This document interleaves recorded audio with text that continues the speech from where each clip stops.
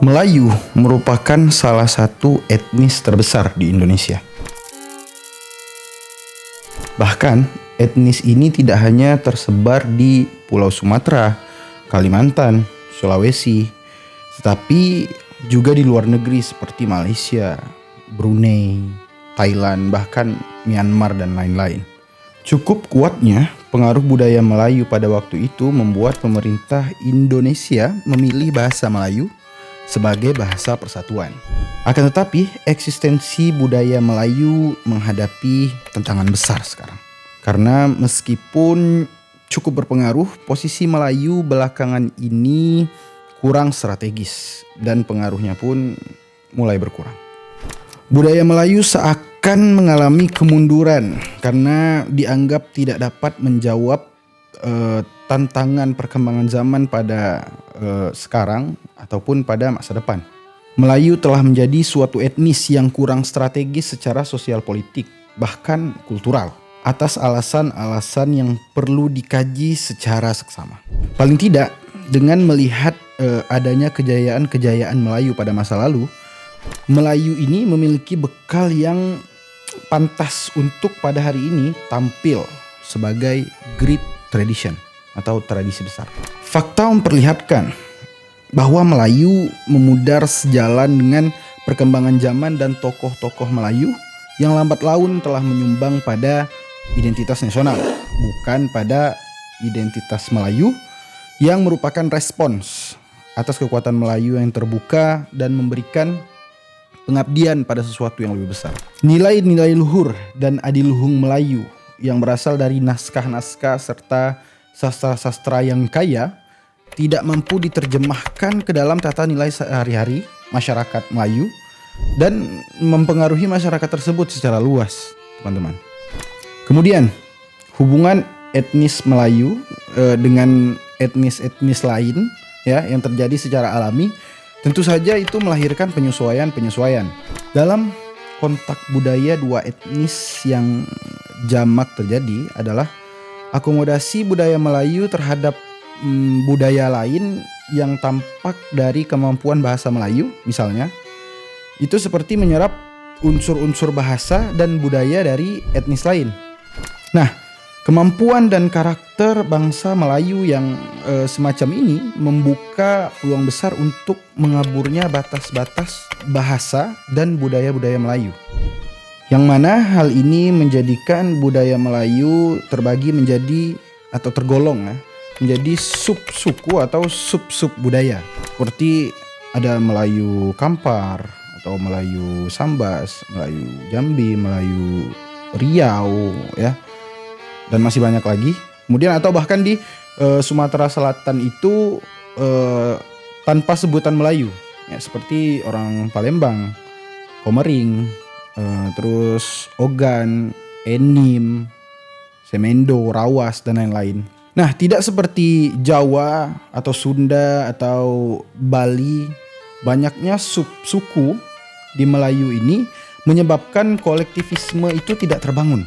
Apalagi untuk menjadikan Melayu itu sebuah bangsa dengan tradisi yang sangat besar. Pengembangan solidaritas kebangsaan semacam ini membutuhkan apa yang disebut sebagai imagined community yang memberikan bayangan bersama tentang masa lalu dan tentang jaring-jaring makna yang mampu merangkul semua anggota menjadi suatu kesatuan. Nah, sebutan semacam subsuku atau subbudaya ya, seperti ini menegaskan bahwa kuatnya lokalitas dalam masyarakat Melayu, yang mana hal ini justru dapat mempersulit lahirnya kesadaran general sebagai suatu bangsa Melayu. Unity. Melayu dalam proses semacam ini tidak mampu mempertahankan kemelayuannya karena sifatnya yang sangat terbuka dan sangat akomodatif terhadap budaya atau budaya dari etnis-etnis lainnya. Berbagai bahasa dan simbol itu mudah diserap ke dalam bahasa Melayu yang ini kemudian menunjukkan varian bahasa Melayu yang sangat bervariasi. Namun itu juga semakin lama semakin sulit ya menemukan jaringan makna bersama yang dapat dijadikan landasan bagi kebersamaan karena saking bervariasinya penyerapan dari budaya Melayu tersebut. Sulit dibayangkan, teman-teman, suatu tradisi besar mengalami kemunduran dan di satu sisi lain tidak adanya kegelisahan kultural dari masyarakatnya atas fenomena kemunduran tersebut. Persoalan utama yang dihadapi oleh tradisi ini adalah inkontekstualitas budaya Melayu yang tampak dari lemahnya kemampuan budaya ini menjawab tantangan zaman. Dan perlakuan masyarakat itu juga atas budaya Melayu memperlihatkan bahwa budaya selain dianggap sebagai sesuatu yang lama, kurang diapresiasi, itu juga hanya dihadirkan untuk praktek kehidupan yang bersifat ritual dan seremonial saja.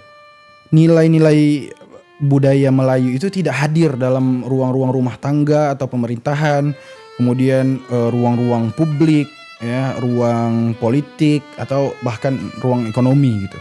Demikian pula simbol-simbol Melayu yang mengalami pendangkalan ya, akibat tidak dimaknai sebagai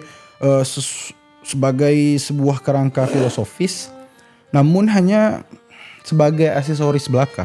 Nah kawan-kawan, melihat pada kekayaan Melayu yang luar biasa ini sekaligus kemundurannya, maka beberapa langkah harus dipikirkan untuk dapat menjadikan Melayu sebagai referensi dalam mencapai cita-cita kemerdekaan atau bahkan memenuhi cita-cita Bung Karno, yang mana Bung Karno itu pernah bilang berdaulat dalam politik, berdikari dalam ekonomi, serta berkepribadian dalam kebudayaan.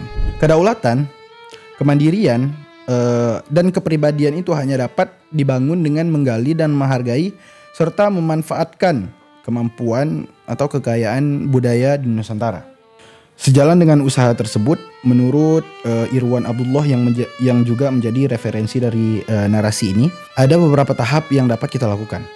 Yang pertama, melakukan pemetaan kearifan lokal Melayu dalam berbagai bentuk ya, yang tersebar di berbagai tempat melalui penelitian dan penggalian yang melibatkan berbagai disiplin ilmu.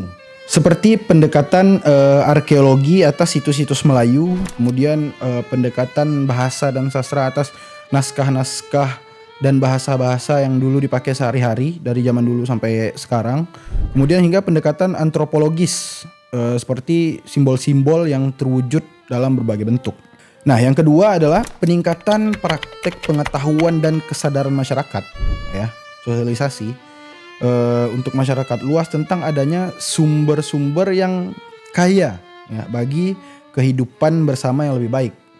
Kesadaran ini teman-teman akan memunculkan empati ya pada kebudayaan yang kemudian akan dimanfaatkan dalam kehidupan sehari-hari. Kemudian yang ketiga, melakukan kajian dan analisis pengalaman kolektif tersebut dari yang sudah poin ke-1 dan poin kedua tadi, melalui prinsip-prinsip keilmuan serta juga terdokumentasi dengan baik serta aksesibel dalam berbagai bentuk untuk masyarakat luas, khususnya masyarakat Melayu. Keterlibatan teman-teman para pihak pada tahap ini juga sangat diperlukan dan sangat penting untuk melahirkan dukungan bagi public campaign kebudayaan Melayu dalam rangka mencapai kesepahaman dan kesepakatan bersama atas posisi dan peran penting nilai-nilai dan filsafat Melayu dalam kehidupan masyarakat Melayu. Kemudian yang keempat, hal-hal seperti ini perlu dijadikan sebagai sumber kebijakan, baik yang dirumuskan dan diimplementasikan oleh pemerintah ataupun dari berbagai aktor. Ya, berbagai landasan filosofis seperti ini harus dijamin penerapannya dalam formulasi kebijakan, kemudian agar dapat bisa diimplementasikan untuk menghasilkan nilai yang dampaknya lebih luas gitu. Kemudian yang terakhir, menjamin dihargainya kebudayaan dan dibelanya kearifan lokal oleh negara dan kebijakan-kebijakan tersebut agar kepunahannya dapat dihindari, dan juga agar kebudayaan itu hidup dalam kehidupan bermasyarakat kita, hidup dalam aktivitas kita sehari-hari, dalam hal berbangsa dan bernegara. Dan ini juga agar kejayaan sebagai sebuah bangsa yang besar itu dapat ditegakkan. Itulah kiranya hal-hal yang dapat kita lakukan untuk menjaga identitas budaya Melayu. Ya. Saya Rio Imamul dan ini adalah fenomena globalisasi Melayu. Terima kasih teman-teman yang sudah mendengarkan. Sampai jumpa di narasi-narasi inspiratif lainnya. Takkan Melayu hilang di bumi. Melayu TV, kita serumpun.